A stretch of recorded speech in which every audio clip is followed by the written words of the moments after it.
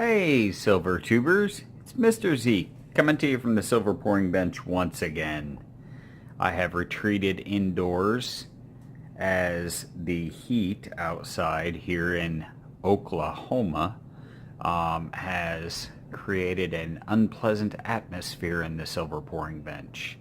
And rather than deal with that, I run inside and hide in the air conditioning.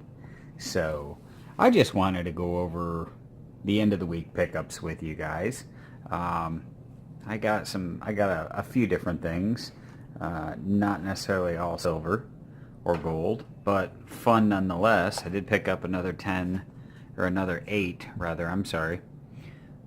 At first glance I thought it was 10, but it's 8. Another 8 of these Pan American Silver Corp Northwest Territorial Mint bars, which are good for melting because they fit in the furnace quite nicely.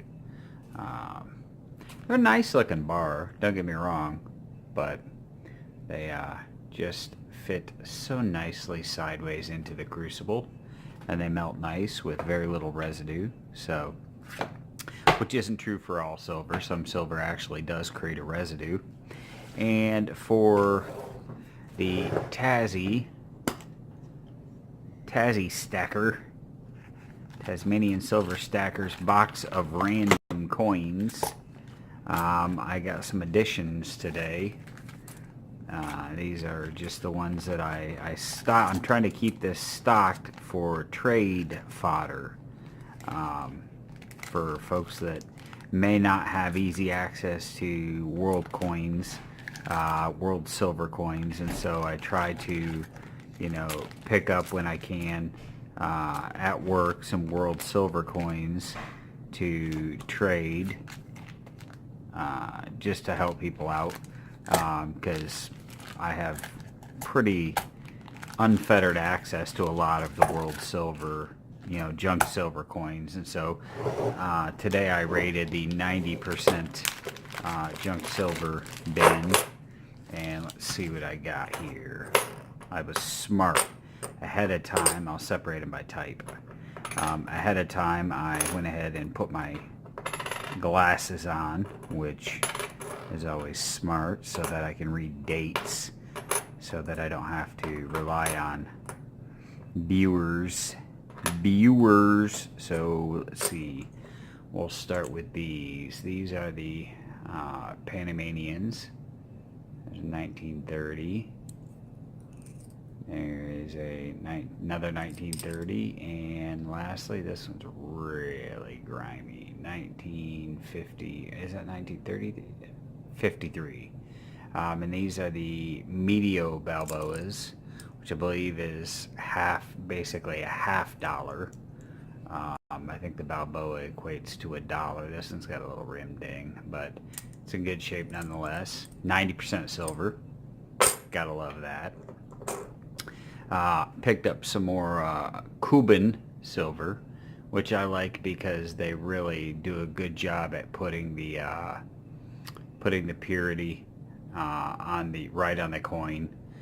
There's a 1915. There's another 1915. Oh, there's the other side. Let's see. There's another. So these are all 1915s, and there's the shield. República de Cuba, 20 centavos. This one seems to have a little bit of a bend in it. I don't know. It might have got bound up, but these are a little bit slicker. But that star on the back is just a cool design.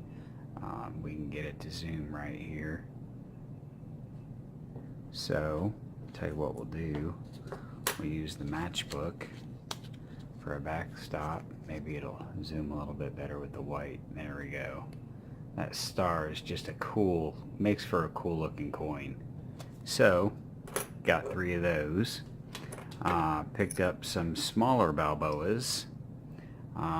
These are the Cuarto de Balboas, and 1947. These are also not, everything here today was 90%. Like I said, I rated the 90%. There's a 1953, and there is another 1953. So 3 more of the smaller Balboas. And these two guys right here. Oh, some more. Oh, there's another star. There's another Cuban star. And there's another Balboa. Get it to focus here. Just a lot going on the back of this coin. You got the crest and the drapery. That's a 1930. And then you've got the eagle on the top. And on a good example, you can see where on the side where it says lay 9.900, and then it has the grams on the other side. So great trade fodder. And then I picked up a couple that I didn't have any of. This is a Fiji shilling, 1942. Good looking. It's got George the Sixth on it, King and Emperor. Good looking coin. I don't think I had this one. I'll have to go through the books because I really don't think I have a Fiji shilling. But if I do, if I didn't, I do now. So I picked that up. And this one, I did silver dip. This is a Centario de Marti. This is an 1855 to 1955. And this is from República de Cuba, Patria y Libertad, and this is, I think it says 6.25 grams, 90% silver, 25 centavos. And it's got a strange, it almost looks like it has had a piece of tape across it at some point. The light's not picking it up. There you can kind of see where it's shiny right across the middle, and then it's got where it looks like it had a piece of tape across it. So those were my pickups as far as silver go, and they'll get bagged up 90% each individual coins, and they'll go here in the Tassie box. And then I picked up some more flips because you could never have enough coin flips, and I seem to run out of the larger and the medium size, the ones that if someone were going to, yeah, that's too small. That's probably just about right. Yeah. See, I'd want to, if I was going to send it to somebody, I would want to put it in a flip, put the date on it, put the purity on it, just because I like that. And, if they want to take it out of the flip and handle it and fondle it, that's completely on them.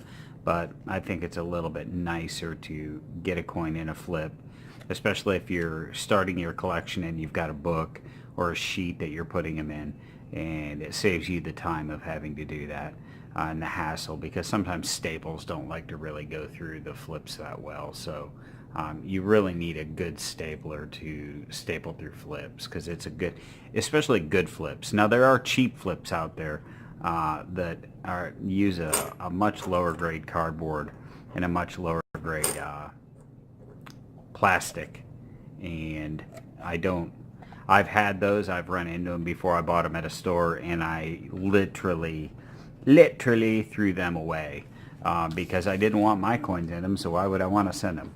Then I picked this up on, I think I got this on Amazon, either Amazon or eBay.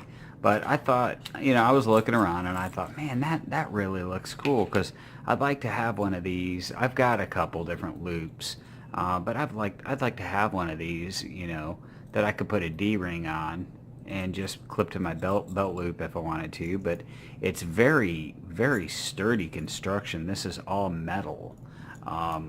It's not plastic, and so, and it, I tested it. I was looking. I don't know if this will. Yeah, look at that. I mean, through the camera.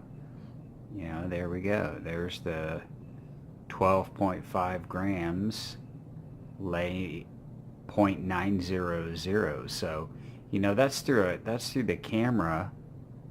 Once you get it to the right distance, that's through the camera on a cell phone.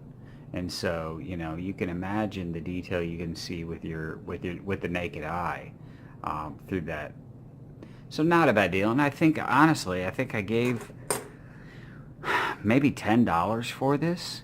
And so, I'll probably take the keychain off and just attach a small D-ring to the to this, definitely, I read the reviews on it, I'm definitely going to take these screws out and put Loctite on them and then put the screws back on. So that because that was the one complaint, was that the screws would work themselves loose. And so anybody who has been around loose screws knows Loctite solves a lot of problems. So that's it. That's all I got. That's everything. That's the week. And so next week I got to go out of town for work for a few days. And so I don't know. I doubt I'll be picking anything up. But in the meantime, I will be to where I can get to YouTube. So I'll be able to check in on videos and say hi to folks and comment if I can. I appreciate everybody watching, and I look forward to your videos. So in the meantime, keep stacking. Mr. Z from the Silver Pouring Bench. Cheers.